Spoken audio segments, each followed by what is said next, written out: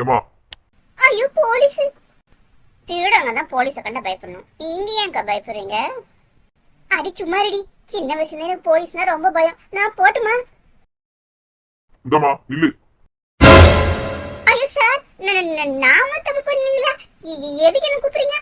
நான் வந்தது மீனான்ற பொண்ணை பத்தி விசாரிக்க. மீனாவை பத்தி விசாரிக்கவா? என்ன விசாரிங்க? அந்த பொண்ணு காணாம போயிடுச்சாமே, அதை பத்தி உங்களுக்கு என்ன தெரியுமா? கடைசியா அந்த பொண்ணை எப்ப பாத்தீங்க, எதுனா தெரியுமா? ஐயோ சார், அந்த பொண்ணு ஒருத்தனை காதலிச்சிட்டு இருந்தது. அந்த காதலு அவங்க அப்பாவுக்கு பிடிக்காம அவ தங்கச்சி பையன் கூட கல்யாணம் பண்ணி வைக்க முடிவு பண்ணாரு. அது ஏற்பாடு பண்ணதால பிடிக்காம அந்த பொண்ணு வீட்டை விட்டு ஓடி போயிருக்கும் சார். ஆமா சார், அந்த பொண்ணு ஒரு பையன் கூட சுத்தினது ஊருக்கே தெரியும்.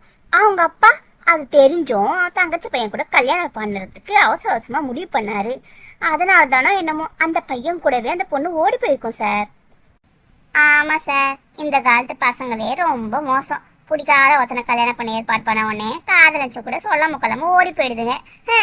அவங்க அப்பா என்னமா செல்லம் கொடுத்து வளர்த்தாரு, அத்தை கூட மறந்துட்டு ஓடி போயிட்டு இருப்பா சார் அந்த பொண்ணு. அப்போ அந்த பொண்ணு அவன் காதலிச்சனோட தான் கண்டிப்பா ஓடி போயிருக்குன்னு சொல்றீங்க? ஆமா சார். சரிம்மா, தேவைப்பட்டா மறுபடியும் வந்து விசாரிப்பேன். பாத்தீங்களாக்கா, அவன் வீட்டுல இல்ல போல இருக்கே, காணாம போயிருக்கா. அதான் போலீஸ்ல கம்ப்ளைண்ட் கொடுத்துருக்காங்க. சொல்லாம கொள்ளாம அந்த பையன் கூட ராத்திரி ஓடி போயிட்டு இருக்கா போல இருக்குக்கா. ஆமாண்டி, இந்த விஷயம் எனக்கு தெரியவே தெரியாதே. அந்த பொண்ணு காணா, பின்ன அந்த பையன் கூட தான் ஓடி போயிருக்கும். ஆமா ஆமா, நான் கூட ராத்திரி ஏதோ ஒரு பொண்ணு போன அப்புறம் இருந்தது வண்டி எடுத்துக்கிட்டு. இவ்வளவுதான் இருக்கும் போல இருக்கு. அவங்க அப்பா எவ்வளவு செல்லம் கொஞ்சம் வளர்த்தாரு, அவரை கூட நினைச்சு பார்க்காம இப்படி ஓடி போச்சு அந்த பொண்ணு. ஆமா ஆமா, இந்த காலத்து பசங்களே இப்படிதான். ச்சே, நல்ல பொண்ணு நினைச்சோம், இப்ப ஏற்பட்ட பொண்ணா இருக்கே அந்த பொண்ணு. சார், என்ன சார், என் பொண்ணை பத்தி ஏதாவது விஷயம் தெரிஞ்சுதுங்களா? என்ன சார், ஒண்ணுமே தெரியாத மாதிரி எங்ககிட்ட கேக்குறீங்க? ஏற்கனவே கேஸ் முடிக்காம நிறைய கேஸ் பெண்டிங்ல கிடக்கு. இதுல இந்த கேஸ வேற தந்து குடுத்து வச்சிருக்கீங்க. உங்க கேஸ வாபஸ் வாங்குங்க சார். ஏன் சார், ஏன் கேஸ வாபஸ் வாங்க சொல்றீங்க? ஏன் உங்களுக்கு தெரியாதா? இவரு பொண்ணு வேற ஒருத்தர் காதலிச்சிருக்கு. அது பிடிக்காம இவரு உங்களுக்கு கல்யாணம் பண்ணணும்னு நினைச்சிருக்காரு. அதனால அந்த பொண்ணு காதலிச்சவன கூட ஓடி போயிருக்கு. இது தெரியாம இவர் போலீஸ் ஸ்டேஷன் வந்து கேஸ் கொடுத்திருக்காரு. அவ காதலிச்ச விஷயம் உங்களுக்கு எப்படி தெரிஞ்சது? சார், விசாரணை வந்துட்டா எல்லாத்தையும் விசாரிக்க வேண்டியது எங்க பொறுப்பு. ஊருக்குள்ள விசாரிச்சு பார்த்ததுல எல்லாரும் ஒரே மாதிரியா சொல்றாங்க, அந்த பொண்ணு வேற ஒருத்தர காதலிச்சிருக்கு. நீங்க பிடிக்காம கல்யாணம் வேற ஏற்பாடு பண்ணதுனால அவங்க காதலன் கூட ஓடி போயிருக்குன்னு ஊருக்குள்ள சொல்றாங்க. அதுதான் சரியாகவும் இருக்கும். உங்க பொண்ணு எங்கேயோ போய் வாழறதுக்கு சந்தோஷமா போயிட்டு நினைச்சு மனசை தேத்திட்டு போங்க சார். கேஸ முதல்ல வாபஸ் வாங்குங்க. ஏற்கனவே இந்த ஊருக்குள்ள 1008 பஞ்சாயத்து, எப்ப பார்த்தாலும் திடீர்னு மரணம், எதனால சாவறானுன்னே தெரிய மாட்டேங்குது. அந்த கேஸ் ஏன் முடிக்க முடியல? இது இந்த ஓடி போன கேஸ் வேற. சரிங்க சார், நான் கேஸ வாபஸ் வாங்கிக்கிறேன். சீக்கிரம் வந்து கம்ப்ளைண்ட வாபஸ் வாங்குங்க. அப்பாடா, ஒரு வழியா அவ ஓடி போயிட்டான்னு ஊரும் நம்பிருச்சு, போலீஸும் நம்பிருச்சு. மாமா, ஒன்னும் வருத்தப்படாதீங்க மாமா. மீனா அப்படிலாம் ஓடிலாம் போயிருக்க மாட்டேன் மாமா. கண்டிப்பா திரும்பி வந்துருவா. என்ன மன்னிச்சிடுங்க மாப்பிள்ள. மாமா மாமா, ஒன்னும் கவலைப்படாதீங்க மாமா. கவலையே படாதீங்க மாமா. கூடிய சீக்கிரம் உங்க பொண்ணு போன இடத்துக்கு உங்களையும் அனுப்பிச்சு வச்சிடுறேன். அப்பதானே மொத்த சொத்தையும் நானே அனுபவிக்க முடியும்.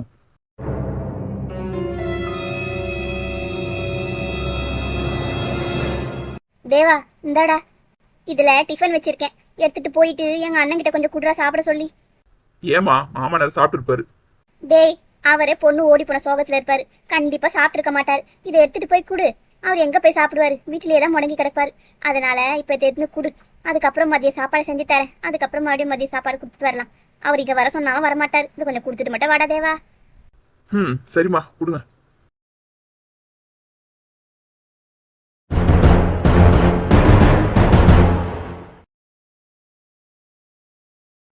போற வழியில பூச்சி மருந்து வாங்கி இந்த குழந்தை அந்த கிழவனுக்கு கொடுத்து கொன்ற வேண்டியதுதான்.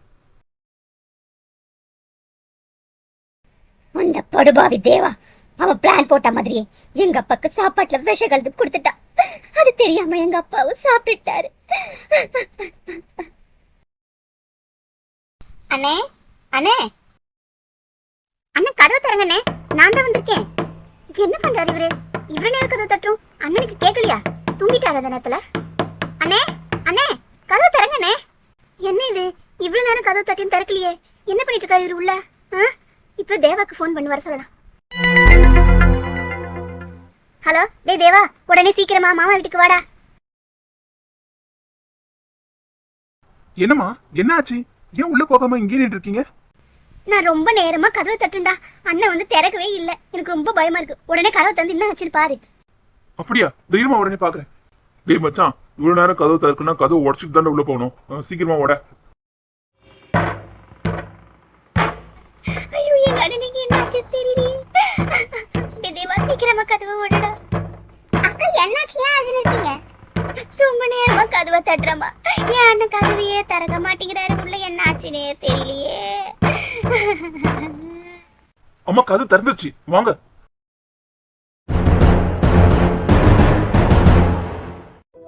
ஐயோ அண்ணே, இப்படி அநியாயமா எங்களை விட்டு போயிட்டீங்களே.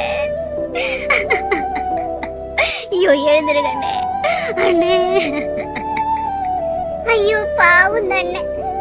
பொண்ணு வீட்டை விட்டு ஓடி போன சோகம் தாங்காம இப்படி அநியாயமா இறந்து போயிட்டாரே. பாவி மக, பெத்த மகளே இப்படி அப்பா சாகிறதுக்கு காரணம் ஆயிட்டாலே. அவ எங்கேயோ ஓடி போய் இருக்கிறா, இவர் அநியாயமா உயிரை விட்டாரே. அண்ணே, ஓடி போன நினைச்சு இப்படி அநியாயமா என்ன உயிரை விட்டீங்க? ஊர்ல இருக்கவங்க எல்லாரும் நான் ஓடி போனதுனால எங்க அப்பா இறந்துட்டாரு நினைச்சு என்னதான் திட்ட செஞ்சாங்க. ஆனா அங்க இருக்கிற யாருக்கும் தெரியல எங்க அப்பா இப்படி இறந்தாருன்னு. ஆனா அந்த தேவாக்கு மட்டும் தான் தெரியும் எங்க அப்பா எப்படி செத்தாருன்னு. பாவி விஷம் வச்சு எங்க அப்பாவை கொன்னுட்டான். அத அவன் ஃப்ரெண்டான ரமேஷ் கிட்ட கூட சொல்லாம மறைச்சிட்டான். அம்மா, அழாதீங்கம்மா, அழாதீங்க. மாமா நம்மளை விட்டு போகணும்னு இருக்கு. விதி எல்லாம் நம்ம தலையெழுத்துமா. அழாதீங்கம்மா. அங்க இருந்த எல்லாருக்கும் அவங்க அம்மாக்கும் பொய்யான ஆறுதல் சொல்லிட்டு இருந்தான் அந்த தேவா. முகத்தை அப்பாவை மாதிரி வச்சுக்கிட்டு ஆறுதல் சொல்லிட்டு இருந்தான். ஆனா மனசுக்குள்ள அவனுக்கு அவ்வளவு சந்தோஷம். எங்க அப்பா இறந்ததும் அந்த வீடும் அவனுக்கு தான், சொத்தம் அவனுக்கு தானே மனசுக்குள்ள நினைச்சு சந்தோஷப்பட்டான் அந்த தேவா. டேய் மச்சான், என்னடா அவங்க அப்பா இறந்துட்டாரு? என்னடா பண்ண சொல்ற? அவ ஓடி போன துக்கத்துல இறந்துட்டு இருக்காருடா. சரிக்கா, இப்படியே அழுதே இல்லாம சொந்தக்காரங்களுக்குலாம் சொல்லி அனுப்புங்க. அதை கேட்டாவது அந்த மீனா பொண்ணு வராளான்னு பாப்போம்.